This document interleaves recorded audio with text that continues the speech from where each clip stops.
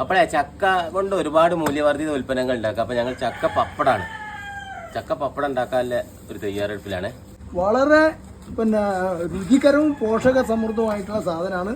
ചക്ക ചുള അങ്ങനെ എടുത്തിട്ട് പപ്പടം പുഴുങ്ങി അരച്ച് പപ്പടത്തിൻ്റെ ഷേപ്പാക്കി ഉണക്കിയെടുത്ത് കാച്ചിയെടുക്കാം.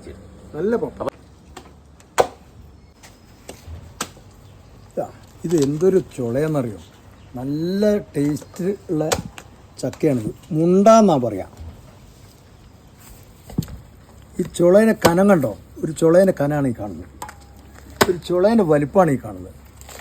ഇത് പാചകം ചെയ്യാനും പഴുപ്പിച്ചാലും അല്പം പഴയനാണ്, പഴയനും അല്ല വരിക്കും അല്ലാത്തൊരു പരുവാണ്, പക്ഷേ നല്ല ടേസ്റ്റാണ്. ചക്ക പപ്പടം ഉണ്ടാക്കുന്നതിൽ ഏറ്റവും വലിയ പണി എന്താ വെച്ചാൽ ചക്കച്ചോളം നമ്മൾ ഇരിഞ്ഞെടുക്കാൻ വേണ്ടിയിട്ടാണ്. ഇത് നമ്മൾ വാട്ടിയെടുക്കാൻ വേണ്ടിയിട്ടാണ് കേട്ടോ. ഇതിന് നടുക്കൊരു പാത്രം വെച്ച് മറ്റേ മക്കൾ നമ്മൾ പുഴുങ്ങിയ പോലെ ഇപ്പോൾ. അപ്പോൾ ചക്ക ഒരു വിധത്തിൽ വാടാനോ പാടുള്ളൂ, അല്ലാതെ നമ്മൾ ചക്ക പുഴുക്ക് വെക്കുന്ന രീതിയിലാണ് ഇത്. അതേ സമയത്ത് വേവിയും വേണം. നമ്മൾ ആ പാത്രത്തിന് മുകളിൽ കണ്ടില്ല കുറച്ച് ഉപ്പിട്ട് കൊടുത്താണ്. ഇപ്പോൾ അത് ഏകദേശം അതേ പരുവത്തിലാണ്. ഈ മിക്സിയിലിട്ടിട്ടാണ് ഇത് അടിക്കാൻ പോണത്.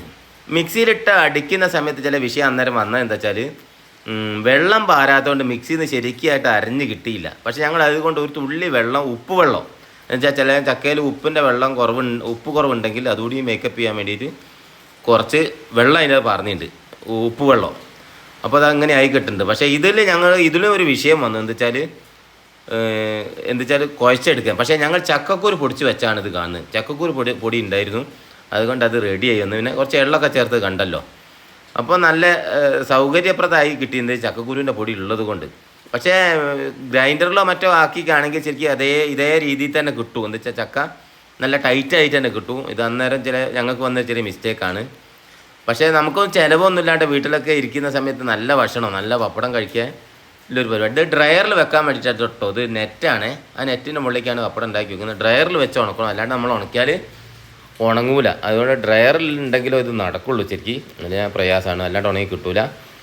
പിന്നെ നല്ല പോഷക സമൃദ്ധമായിട്ടൊരു കെമിക്കലും ഇല്ലാത്ത നല്ല പപ്പടം കഴിക്കുക. പിന്നെ അതേപോലെ വട്ടം ഞങ്ങൾ പറഞ്ഞത് എന്താ വെച്ചാൽ ഓവർ വട്ടം കഴിക്കഴിഞ്ഞാൽ നമ്മൾ ചട്ടിയിലിട്ട് നമുക്ക് പൊളിച്ചെടുക്കാൻ കഴിയില്ല. അപ്പോൾ വട്ടം കുറച്ച് ചെറിയൊരു രീതി വട്ടത്തിലേക്ക് ആക്കിയതാണ്. അപ്പോൾ ഏതായാലും ഞാൻ മക്കൾക്കൊക്കെ ഓരോന്ന് കാച്ചി കൊടുത്ത് വളരെ സന്തോഷമായി എല്ലാവർക്കും. പിന്നെ ഒരു നല്ല ഭക്ഷണം ചക്ക ഇതുകൊണ്ട് ഇതുപോലുള്ള മൂല്യവർദ്ധിത വസ്തുക്കൾ ഉണ്ടാക്കാൻ കഴിയുന്നില്ല. ഒരു നല്ല ഭക്ഷണം കഴിക്കുന്ന ഒരു സംതൃപ്തിയാണ്. നിങ്ങൾക്കും ഏതായാലും വീട്ടിൽ നിന്നൊക്കെ ഒന്ന് പരീക്ഷിച്ച് നോക്കി ഏതായാലും.